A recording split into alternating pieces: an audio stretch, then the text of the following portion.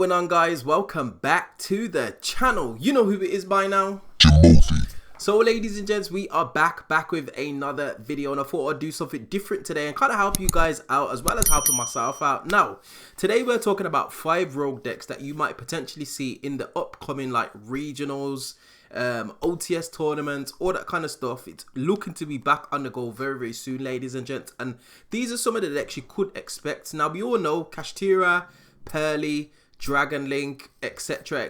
Those decks are going to be at the top of the meta, but some of the more rogue strategies you might not be familiar with, and ways to combat some of those strategies. So without wasting any more time, ladies and gents, let's just get straight into it. So the first strategy I want to talk about is Infinite Nobles, another deck that I am building. Yes, ladies and gents, I'm a bit of a deck slave. I've got like so many decks, and this is one of them. Now, I do like Infinite Noble. I like the complexity of it. It does put out a horrible board. You're looking at double negates with Emperor Charles.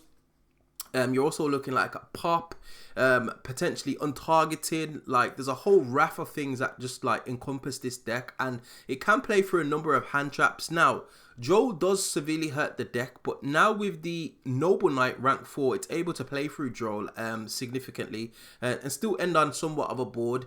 Bearing in mind they do run talent, so that is something to be aware of. And the most frequent thing that they lose to now is a Dark Ruler no more. Now, they are siding, or Infinite Noble players are starting to side in. I think it's Battling Boxer, Uppercutter, as well as the Flamvel counter.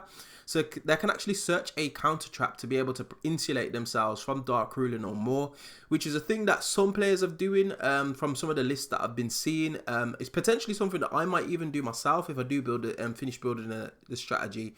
So bearing in mind, ladies and gents, they've got double spell and trap negates. They're not necessarily always insulated against Dark Ruler no more, and Droll does hurt them. So those are a couple of techs that you might want to start incorporating in your decks, and I feel like Droll should kind of like be mained at the moment, just until we get a bit more of a an idea of where the meta is going, especially after the ban list anyway. But definitely Infinite Nobles, Droplets, Dark Ruler no more, potentially even evenly matched depending if you can bait out a couple of those spell trap negates. It just goes a long way in combating the deck.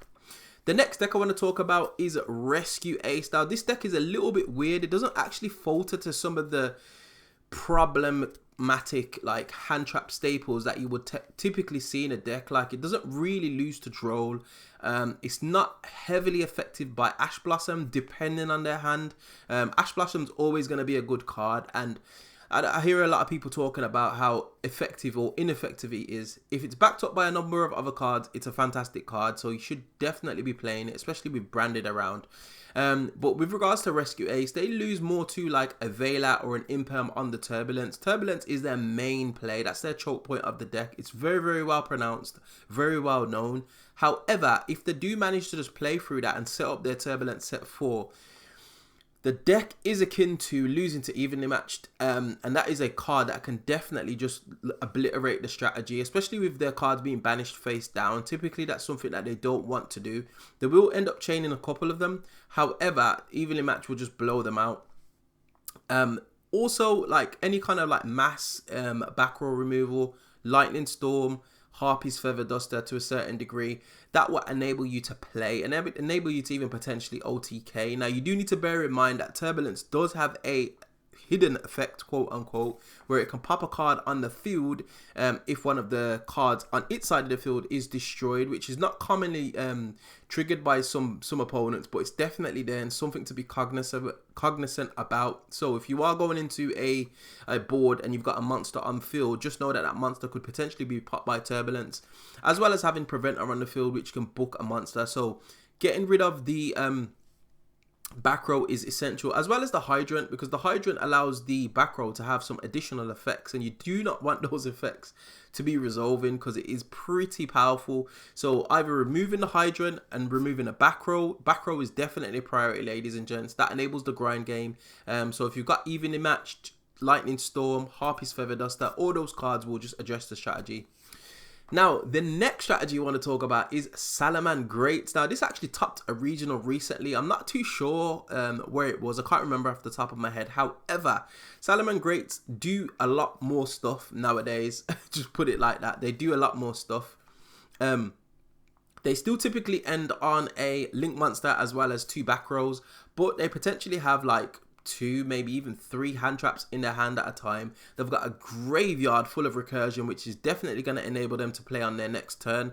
And they've also got a bit of protection in the way of Salaman Great Baylink. So it's something worth keeping in mind, ladies and gents, especially as you're going into the deck. Well, going into the board. So they're typically going to have the counter trap as well as the pop 4 in Salaman Great Rage. So definitely something to keep in mind. They can trigger that at any time, so if you've got double back row removal, it might actually help. Or, more specifically, getting rid of their Link Monster on field. Because if you bounce the Link Monster, destroy it, remove it from play, whatever you do, just take it off the field. You can kind of nullify their spells and traps, or their traps more specifically, which is probably their most prominent offensive tool, to be honest. So it's definitely a good idea to remove the Link Monster, and then that will enable you to play.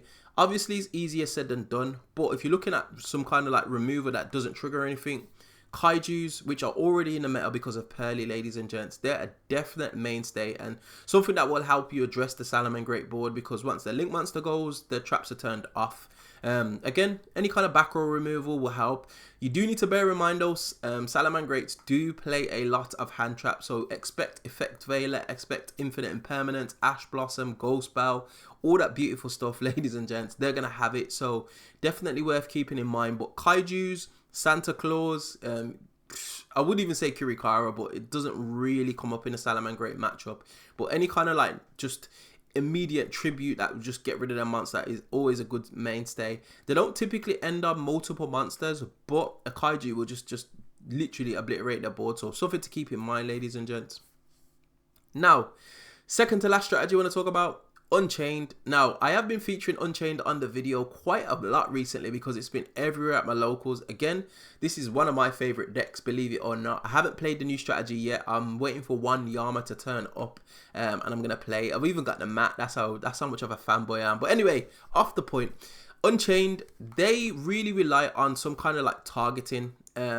It's really difficult for their deck to get over monsters that cannot be targeted. So if your strategy can play like a monster that's untargetable, you're in a good shape. They do tend to overextend into the DDD Wave King Caesar as well as the Deuce Machina X. So that's something to keep in mind, ladies and gents.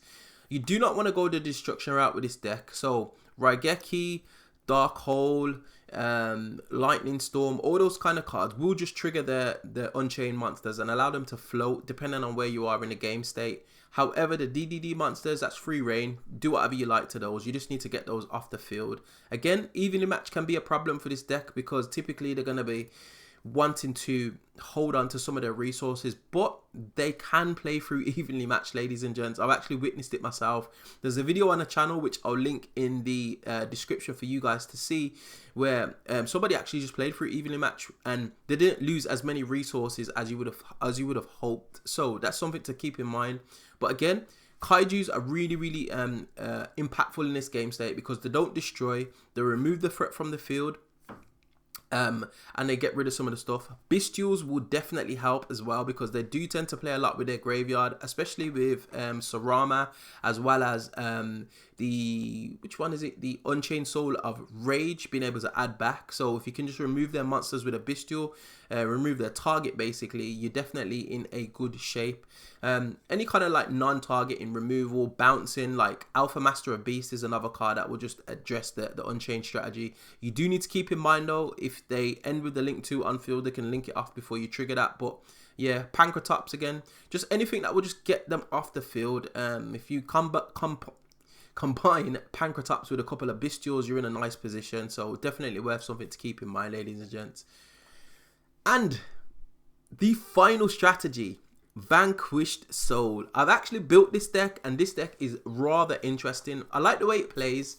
I like the tag out mechanic. Now, targeting, any kind of targeting effect that you're trying to address this deck with is not gonna work optimally, because they can just bounce monsters from field to hand and jump, like their monsters jump out of hand quite frequently. Then you've got Rocker the Vanquisher doing a whole load of things.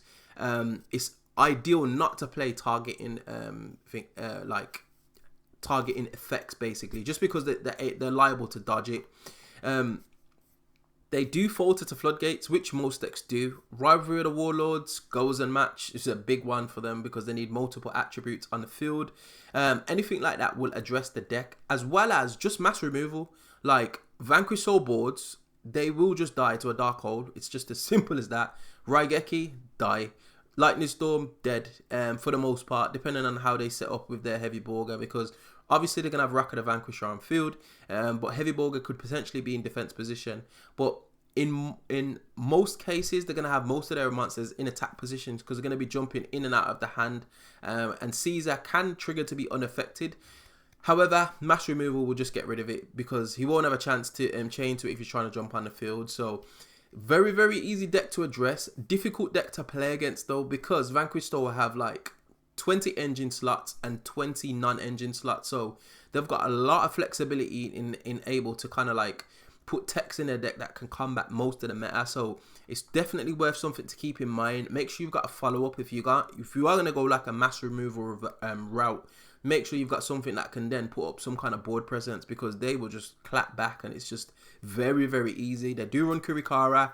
They've got a plethora of hand traps, Ghost Bell, Ash Blossom, DD Crow, Bestials, as well as some of the just like mainstay tech cards, Infinite Impermanences, even Forbidden Droplets, which might even see a bit of a resurgence if a Rise Heart gets hit. So just any kind of mass removal would deal with the Vanquish Soul board, ladies and gents, as well as being cognizant that they might have there can be only one in the back row. So definitely side your back row removal in, and that will put you in a mainstay in terms of countering the deck.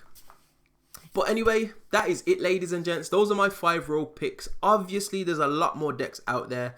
There's going to be Heroes, which is like an honorable mention. I have seen a lot of Marincess running around just because it dodges Bestials. It can put up a somewhat of a difficult board. Flewundereeze is always a deck that you need to be wary of. Like, it's still a very powerful deck. Empen just floodgates. Just it's crazy. Like Empen itself just counts as Unchained, so it's something to keep in mind. But yeah, I can't obviously go through every deck in the format. But if you feel like there's a deck that I should have covered that I didn't, get at me in that comment section below. And we find ourselves at the end of another video. As always, if you did like this content, you know what to do by now.